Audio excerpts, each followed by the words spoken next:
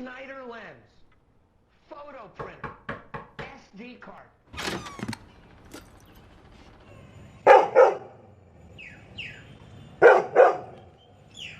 Holy.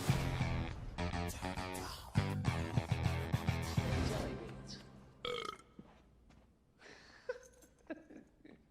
I'll have whatever he's having.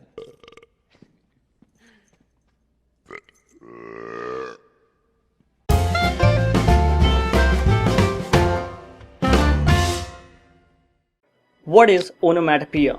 You have probably heard of words like buzz, ring, or bark.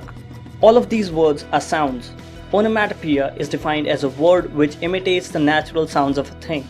The word ribbit imitates the sound a frog makes and is an example of onomatopoeia. Similarly, achoo is the sound of sneezing. Ahem is the sound of clearing throat.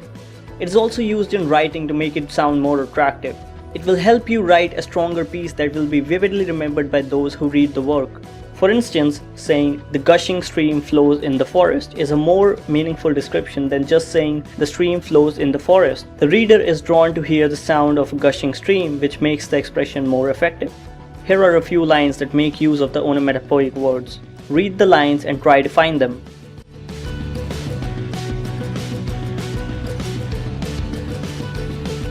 So the words that imitate sound of a thing are roars, swoosh, and thud. A few more examples of onomatopoeia.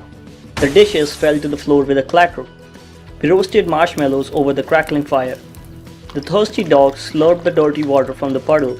Here's a comedic song that used onomatopoeia to draw attention to the fact that the fox, unlike many other animals, does not have a commonly known onomatopoeic sound. Ducks say quack, and fish go blub, and the seal goes ow, ow.